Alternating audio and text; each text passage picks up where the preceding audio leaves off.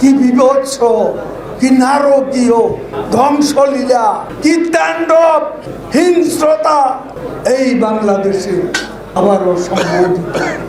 2013, 2014, 2015 সালেও এই নাশকতার বলি হয়েছে বাংলাদেশের অনেক মানুষ, অনেক স্থাপনা।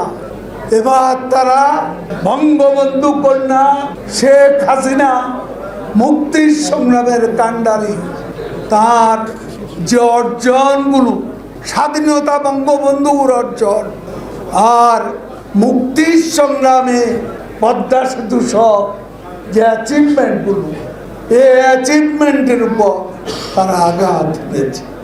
বারবার চেষ্টা করেছে পদ্মা সেতুতে, মাওয়া প্রান্তে, জাজিরা প্রান্তে, কিন্তু স্থানীয় জনগণ পুলিশের প্রতিরোধের মুখে তারা সফল হয়েছে সেতু ভবনে।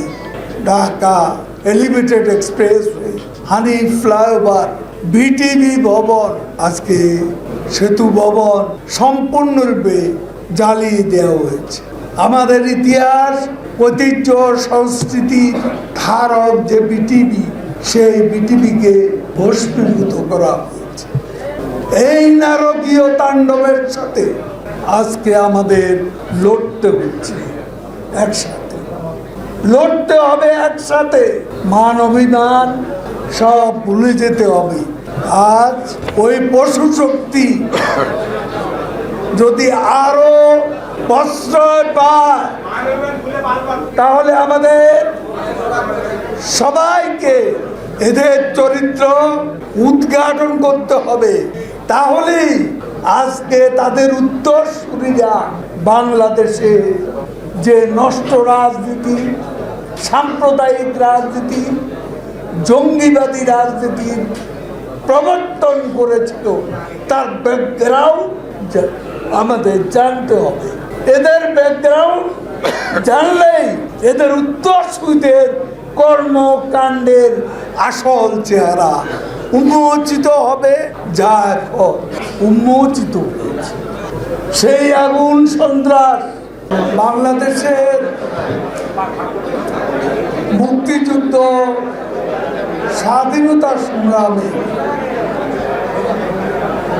অগ্রণী ভূমিকা পালন করেছিল যেই দল, যেই সংগঠন বঙ্গবন্ধুর নেতৃত্বে,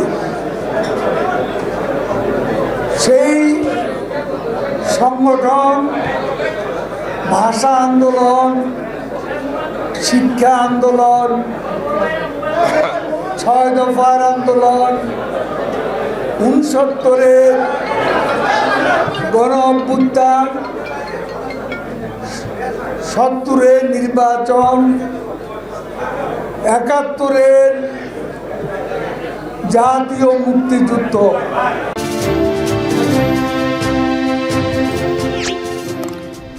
সাবস্ক্রাইব করুন এবং বেল বাটনে ক্লিক করুন।